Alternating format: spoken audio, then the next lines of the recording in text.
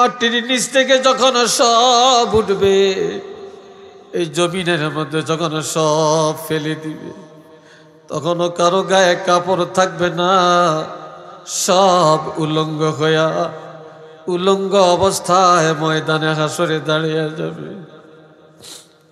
কোনো মহিলার গায়ে কাপড় থাকবে না, কোনো পুরুষের গায়ে কাপড় থাকবে না, কোনো ওলি আল্লাহর গায়ে থাকবে না, সাহাবীদেরও থাকবে না, উম্মাহাতুল মুমিনিনেরও থাকবে না,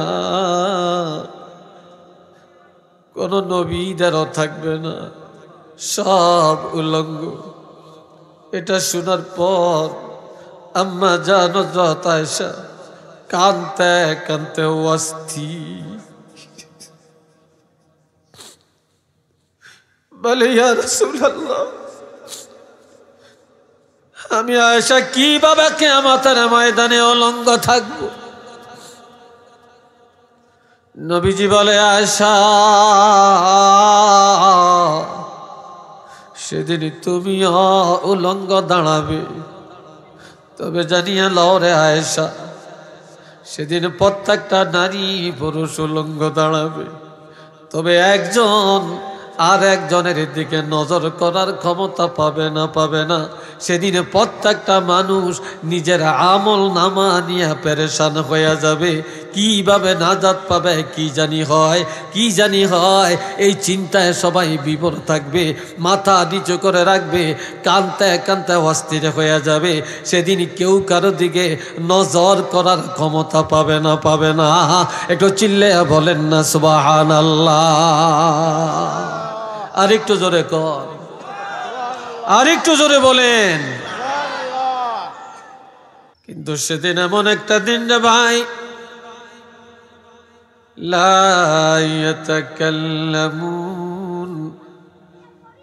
সেদিন কারো কথা বলার ক্ষমতা থাকবে না, কোন নবীরা বলতে পারবে না, সাহাবীরাও কথা বলতে পারবে না, কোন ওলি আল্লাহরা কথা বলতে পারবে না। সেদিন কোন আলিম ওলামা, সেদিন কোন নেতা নেত্রী কথা বলার ক্ষমতা পাবে না, প্রত্যেকের জবান বন্ধ হয়ে যাবে। নবীরা পর্যন্ত জমিনের মধ্যে হাঁটুটা পালায়া, দুইটা হাত জমিনে টেক লাগায়া আকাশের দিকে হতভম্ব হয়ে তাকায়া থাকবে, কিন্তু কথা বলার ক্ষমতা থাকবে না। তবে রব্বুল আলামিন, সেদিন আল্লাহর দয়া ছাড়া কোনো দয়া নাই রে।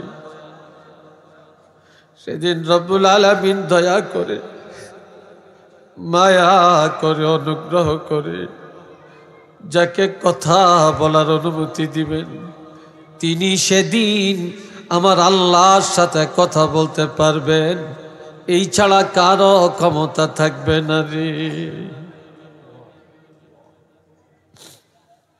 সাহাবীরা আমার নবীকে আরজ করেন, ইয়া রাসূলুল্লাহ, যেদিন কারো কথা বলার ক্ষমতা থাকবে না, সেদিন আপনারও জবান মোবারক বন্ধ হয়ে যাবে নাকি?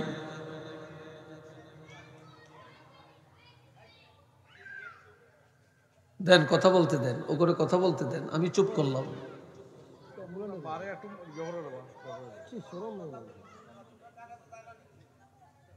এই জন্যই তো আমি এটা ওদেরকে শিক্ষা দেওয়ার জন্যই তো আমি চুপ হয়ে গেলাম। শিক্ষা পাইয়া গেছে, কথা বাড়বেন না।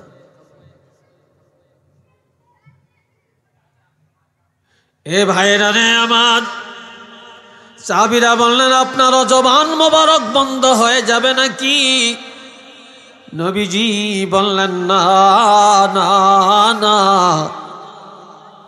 যেদিন প্রত্যেকের জবান মোবারক বন্ধ হয়ে যাবে, কেউই কথা বলতে পারবে না, সেদিন একমাত্র আমি রহমাতুল লিল আলামিনের জবান মোবারক আমার আল্লাহ বন্ধ করবে না। একটু মারহাবা কোন, আলহামদুলিল্লাহ বলেন। নবীজি বলেন, সেদিন আমি আমার আল্লাহর সাথে কথা বলবো, আল্লাহর সাথে মুনাজারা মুবাহিসা আমার হবে, আর কারো কথা বলার ক্ষমতা থাকবে না। আরেকবার বলেন না সুবহানাল্লাহ।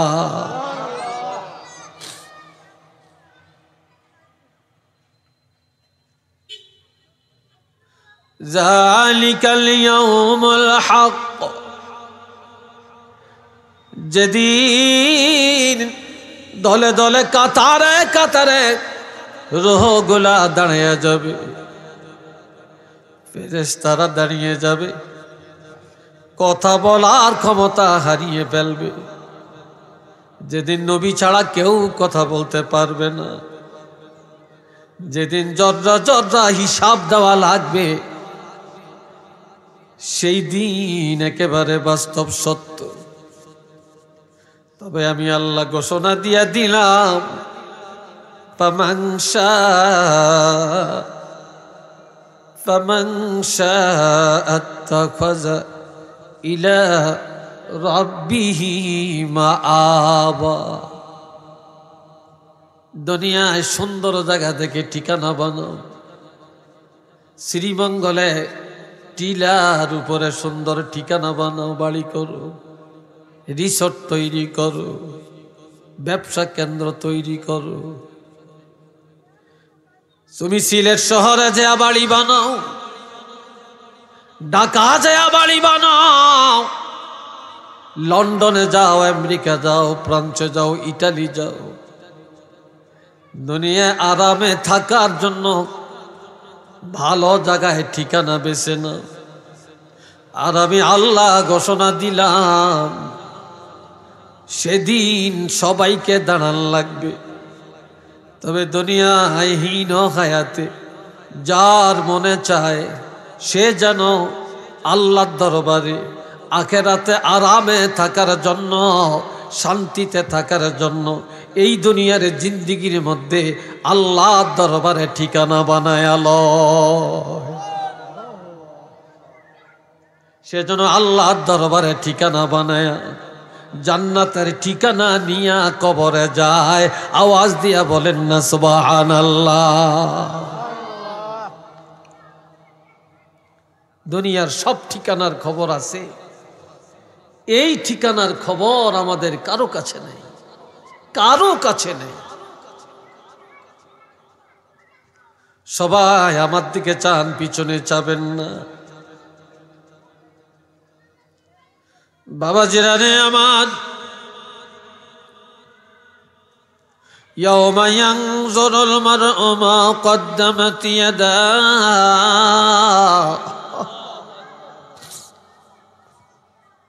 আমার আল্লাহ বলেন সেদিন প্রত্যেকটা মানুষ নিজের চোখ দিয়ে দেখতে পাবে, সব পুরা জিন্দগির আমল তার সামনে হাজির হয়ে যাবে। এই দুনিয়াতে সে যা করেছে, মৃত্যুর পরে তার আমলে যা জমা হইছে,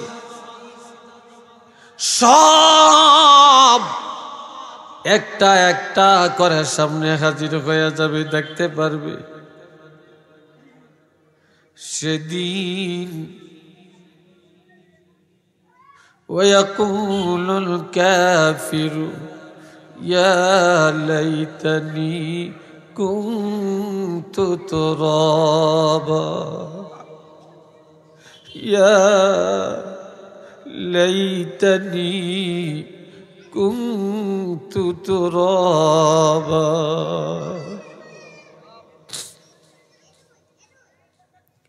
সেদিন গরু ছাগলও দাঁড়াবে, হাঁস মুরগিও দাঁড়াবে, কুকুর বিড়াল পশু পাখিও দাঁড়াবে, জিন ইনসানও দাঁড়াবে, ফেরেশতারাও দাঁড়াবে। তবে কুকুর আর বিড়াল, জিন ইনসান ছাড়া যত প্রাণী সবার বিচার করা হবে। এরপরে বিচারটা শেষ হয়ে যাবে।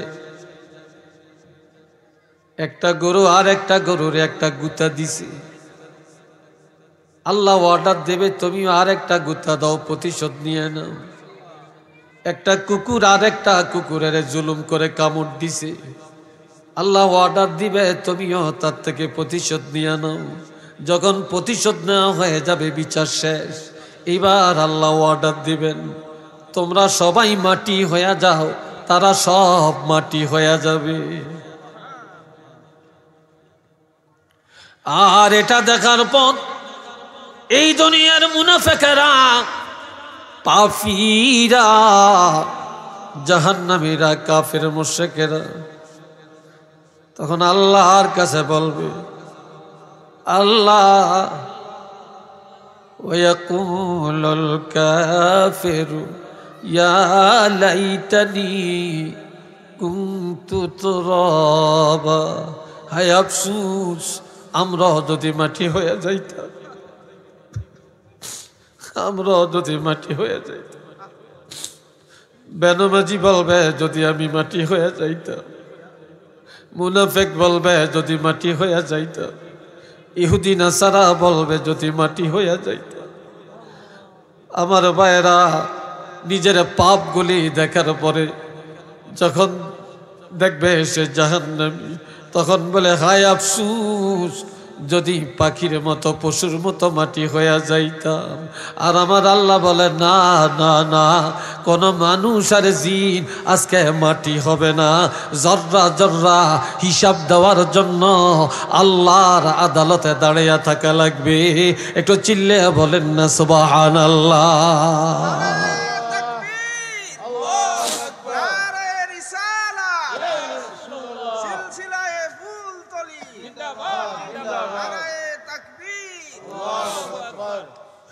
এই জন্য আমার আল্লাহ বলেন, পাঁচটা জিনিসের মধ্যে এক নম্বর, ইন্নাল্লাহা ইনদাহু ইলমুস সাআ, কিয়ামতটা কবে হবে এটা কেউ জানে না, এটা জানেন আমার আল্লাহ,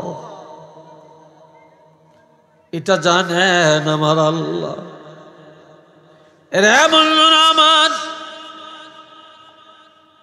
শুধু এটাই না, ইজা যুলজিলাতিল আরদু জিলজালাহা, যখন ইসরাফিল সিংহায় ফু দিবে, প্রথমবারে ফু দেওয়ার পর আসমান পেটে যাবে, টুকরা টুকরা হয়ে জমিনে জোরে পড়বে। তারকাগুলি ওয়াইজাল কাওয়াকিবু তাসারাত, তারকাগুলো আস্তে আস্তে নিচে টপ টপ করে ঝরে পড়বে। ওয়াইজাল বিহারু ফুজ্জিরাত, সমুদ্রের পানিগুলা বাষ্পের ন্যায় উত্তালিত হতে থাকবে। ওয়াইজাল কুবুরু বুসিরাত, প্রত্যেকটা কবরের দরজা খুলে দেওয়া হবে আপন আপন দরজা দিয়া। প্রত্যেকটা মানুষ কিয়ামতের ময়দানে দাঁড়িয়ে যাবে। একটু চিল্লিয়ে বলেন না সুবহানাল্লাহ। এখনো সুবহানাল্লাহর আওয়াজটা ভালো হইছে না, আর একটু আওয়াজ দিয়া বলেন না সুবহানাল্লাহ।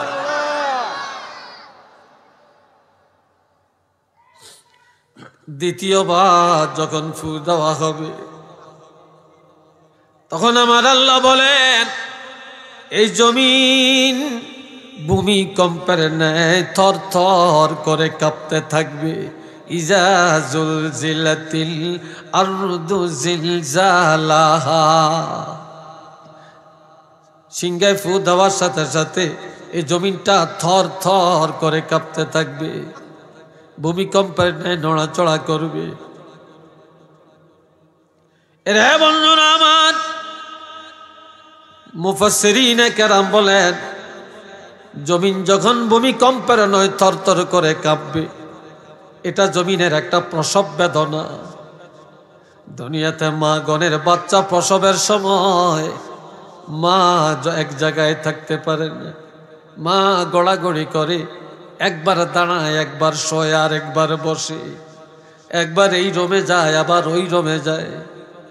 মা দিশাহারা হয়ে যায়, খানা বন্ধ, কথা বন্ধ, মা সংসারের চিন্তা বন্ধ, মৌতের চিন্তায় ব্যস্ত হয়ে যায়, সন্তানের চিন্তায় ব্যস্ত হয়ে যায়। আর আমার আল্লাহ বলেন, এই জমিন যখন প্রকম্পিত হতে থাকবে তখন মানুষগুলি একটা কথা বলবে, ওয়াখরাজাতিল আরদু আসকালাহা, এই জমিনের মধ্যে যত বোঝা জমিন সব বাহিরে ফালাইয়া দিবে।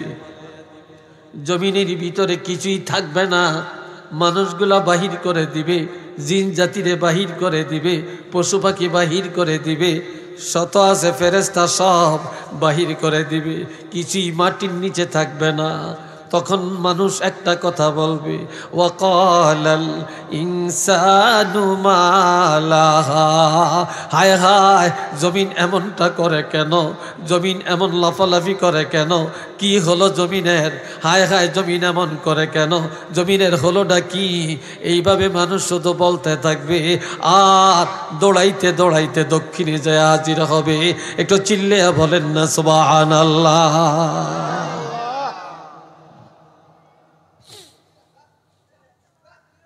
তবে আমার ভাইয়েরা, মায়ের গর্ভ থেকে যখন একটা সন্তান দুনিয়াতে যায়, ভূমিষ্ঠের সময় কারো শরীরে কাপড় থাকে না, সব উলঙ্গ, মেয়ে হোক ছেলে হোক, মায়ের গর্ভ থেকে উলঙ্গ হয়ে দুনিয়াতে আসে। আবার কিয়ামতের ময়দানে মাটির নিচ থেকে যখন সব উঠবে, এই জমিনের মধ্যে যখন সব ফেলে দিবে, তখনও কারো গায়ে কাপড় থাকবে না, সব উলঙ্গ হইয়া উলঙ্গ অবস্থায় ময়দানে হাসরে দাঁড়িয়ে যাবে। কোনো মহিলার গায়ে কাপড় থাকবে না, কোনো পুরুষের গায়ে কাপড় থাকবে না, কোন ওলি আল্লাহর গায়ে থাকবে না, সাহাবীদেরও থাকবে না, উম্মাহাতুল মুমিনিনেরও থাকবে না, কোন নবীদেরও থাকবে না, সব উলঙ্গ। এটা শোনার পর আম্মা জান হযরত আয়েশা কাঁদতে কাঁদতে অস্থির, বলে ইয়া রাসূলুল্লাহ, আমি আয়েশা কিভাবে কিয়ামতের ময়দানে উলঙ্গ থাকব? নবীজি বলে, আয়েশা সেদিন তুমিও উলঙ্গ দাঁড়াবে, তবে জানিয়ে লও রে আয়েশা, সেদিন প্রত্যেকটা নারী পুরুষ উলঙ্গ দাঁড়াবে, তবে একজন আর একজনের দিকে নজর করার ক্ষমতা পাবে না। সেদিনে প্রত্যেকটা মানুষ নিজের আমল নামা নিয়ে পেরেশান হয়ে যাবে, কিভাবে নাজাত পাবে কি জানি হয়, এই চিন্তায় সবাই বিভোর থাকবে, মাথা নিচু করে রাখবে, কাঁদতে কাঁদতে অস্থির হয়ে যাবে। সেদিন কেউ কারো দিকে নজর করার ক্ষমতা পাবে না। একটু চিল্লে বলেন না সুবহানাল্লাহ। আরেকটু জোরে কর, আরেকটু জোরে বলেন।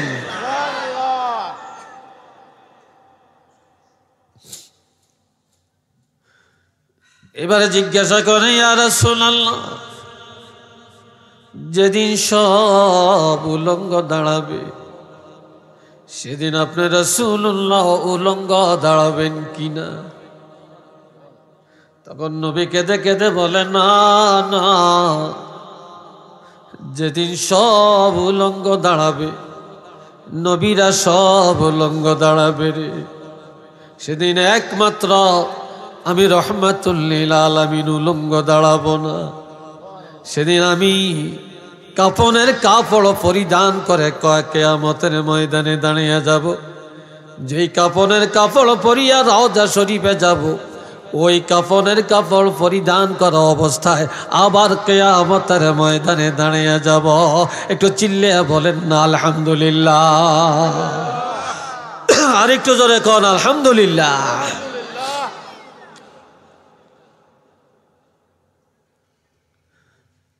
বাবাজিরা, সেই নবীর উম্মত আল্লাহ আমাদেরকে বানালেন। দুনিয়ার সব কিছুর সাথে তুলনা করা যায়, কিন্তু আমার নবীর সাথে জগতের কাউকে তুলনা করা যায় না। ঠিক না? যায় না।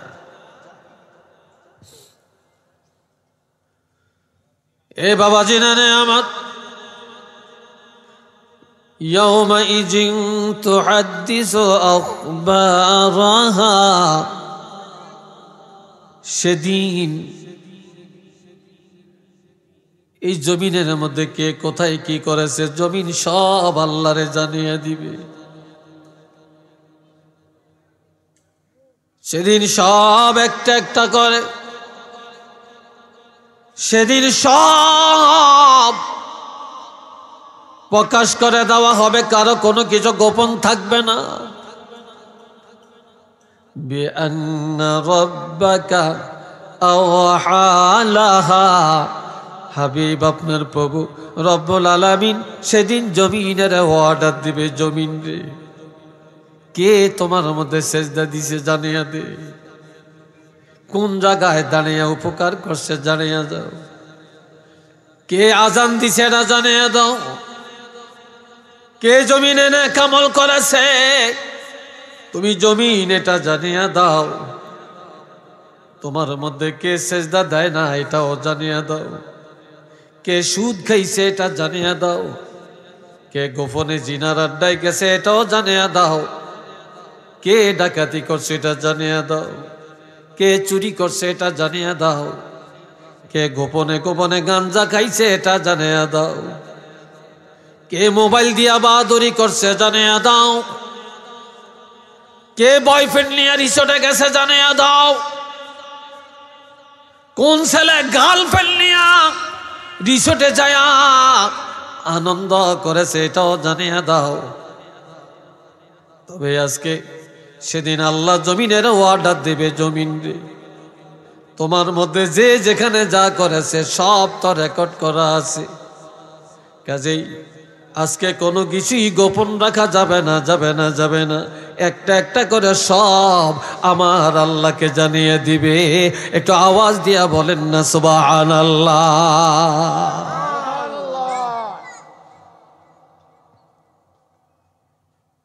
মুসলমানের ছেলেরা আনন্দ করে কয় গার্লফ্রেন্ড বয়ফ্রেন্ড, আর এটারে পাপ মনে করে না। অবিবাহিত ছেলে কয় এটা আমার বয়ফ্রেন্ড, অবিবাহিত মেয়ে কয় এটা আমার গার্লফ্রেন্ড। কথা ঠিক না?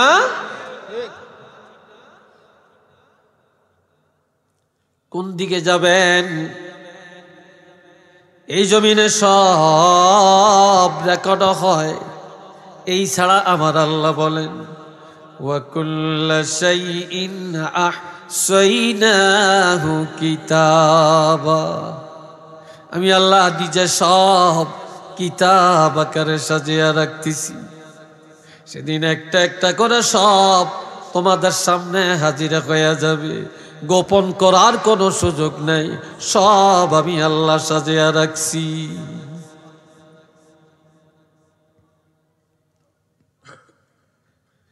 يومئذ يصدر الناس أشتاتا, আল্লাহু আকবার কন্যা, আর একটু আস্তে কন, এখনো ভালো হইছে না। আপনার ঘরে মনে শীতে ধরছে নাকি? যেইভাবে গাল ছাপা বাঁধছেন, মোবাইল লাগাইছেন, রুমাল দিয়া যেই পেঁচাইছেন, এখন আর মনে হয় মুখ খুলতে চায় না নাকি? আল্লাহ, সবাই বলেন তো আল্লাহু আকবার। সবাই বলেন একবার নারায়ে তাকবীর, নারায়ে তাকবীর, নারায়ে রিসালাত। আল্লাহ কি বেজার হইছে?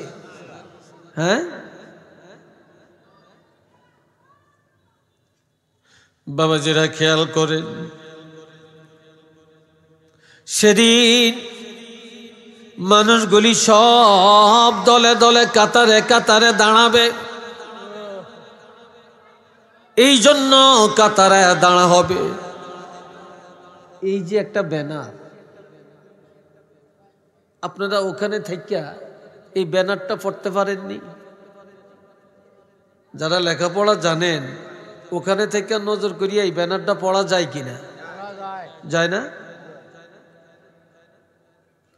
কিয়ামতের ময়দানে মুসিবতের দিনে প্রত্যেকটা মানুষের আমলনামা ব্যানার আকারে তার সামনে চলে আসবে।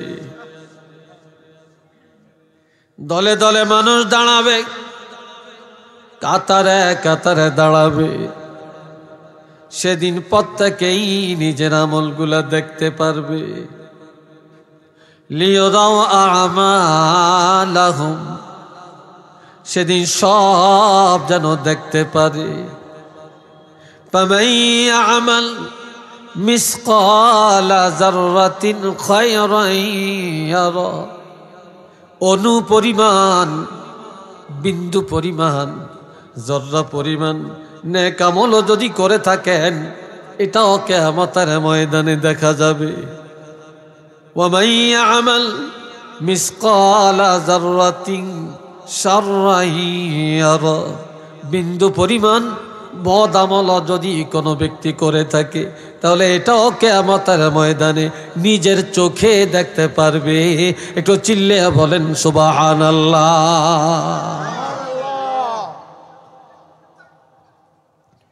এই জন্য আমার আল্লাহ বলেন কয়টা জিনিস কেউ জানে না। কয়টা? মনে নাই কথাটা? 5টা জিনিস। 5টা জিনিসের খবর কেউ জানে না। তার মধ্যে 1 নম্বরে কিয়ামত। 1 নম্বরে কি? কিয়ামত। আর এই কিয়ামতটা দেখা দিবে কখন? ইয়ান একটু কই দিই অল্প সময়, বেশি লম্বা করতাম না। যে তাহলে আমি মূল যেই গোপ নিছি, যেই সাবজেক্ট নিছি, এটা মোটামুটি স্ট্রাকচার উপস্থাপন করতে পারবো না। ক্বালা রাসূলুল্লাহ সাল্লাল্লাহু আলাইহি ওয়াসাল্লাম ইজা তুখিজাল ফাইউ দাওলা, যখন দেখবা মানুষ ধনের পিছনে দৌড়ায়, টাকার পিছনে দৌড়ায়, হালাল কি হারাম ভেদাভেদ নাই, জায়েজ না জায়েজের ভেদাভেদ নাই, সুদ ঘুষের ভেদাভেদ নাই, খালি টাকা পাইলে জিন্দাবাদ। ধনী লোকের পিছনে মানুষের অভাব নাই, হারাম খোরের পিছনে অভাব নাই। এই হারাম পথে টাকার পিছনে যখন দৌড়াবে, ঘরে ঘরে সুদ, ঘরে ঘরে ঘুষ, ঘরে ঘরে মিথ্যা, মানুষ যখন হারাম টাকার পিছনে দৌড়াবে তখন এই মনে করবা খোদার গজব আর বাকি নাই, খুব তাড়াতাড়ি কিয়ামত চলে আসবে। ওয়ালা আমানাতু মাগনিমা, যখন দেখবা আমানতদার নাই, এই দুনিয়াতে আমানতদারি নাই, সব খেয়ানতদার, তখনই মনে করবা কিয়ামত কাছে চলে আসছে। ওয়াজ যাকাতু মাগরিমা, যাকাত দেওয়াটাকে মানুষ যখন জরিমানা মনে করে, যাকাত দিলে টাকা কমে যাবে, ধনীরা যাকাত দিবে না, তখন এই মনে করবা কিয়ামত কাছে চলে আসছে। ওয়া তাআল্লামা লিগাইরিদ দ্বীন, আলেমরা এলেম শিখে দুনিয়া পাওয়ার জন্যে, মাদ্রাসায় পড়া ধনী হওয়ার জন্যে, এলেম শিখে ধনী হওয়ার জন্যে, দুনিয়া পাওয়ার জন্যে, আল্লাহকে পাওয়ার আশা থাকে না, তখন এই মনে করবা কিয়ামত কাছে চলে আসছে। ওয়া আতাআর রাজুলু মুরাতা, যখন দেখবা পুরুষেরা নারীদের আনুগত্য করে, পুরুষেরা মেয়েদেরকে ভোট দিয়া মেম্বার বানায়, চেয়ারম্যান বানায়, এমপি বানায়, মন্ত্রী বানায়, অফিস আদালত মহিলাদের নেতৃত্বে চলে, দোকানদারি মহিলাদের নেতৃত্বে চলে, রাজনীতি মহিলাদের নেতৃত্বে চলে, মিটিং ফিটিং মহিলাদের নেতৃত্বে চলে, তখনই মনে করবা এই জমিনে আর রহমত পাওয়া যাবে না, খোদার গজব চলে আসবে, কিয়ামত কাছে চলে আসছে। এরপরে ওয়াক্কা উম্মাহু, যখন দেখবা ছেলেরা মেয়েরা মায়ের সাথে নাফরমানি করে, মাকে ঘর থেকে বের করে দেয়, শাশুড়ির ইজ্জত দেয়, মুখ বলা মার সম্মান করে, জন্মদাত্রী মায়ের সম্মান করে না, তখনই মনে করবা কিয়ামত কাছে চলে আসছে। ওয়াদনা সাদিয়াকাহু, যখন দেখবা এরকম করেন আপনারা, বসেন, একজন আইছে পিছে জায়গা আছে পিছে বসবে, সামনে জায়গা আছে সামনে বসবে, উঠার দরকার নাই, যে যেখানে আছেন ওখানে থাকেন, সাইন ডোন্ট মাইন্ড করবেন না। এতে কিন্তু কথাটা আমাদের গ্রহটা লড়ে যায়। কথাটা বুঝাইতে পারছি আমি?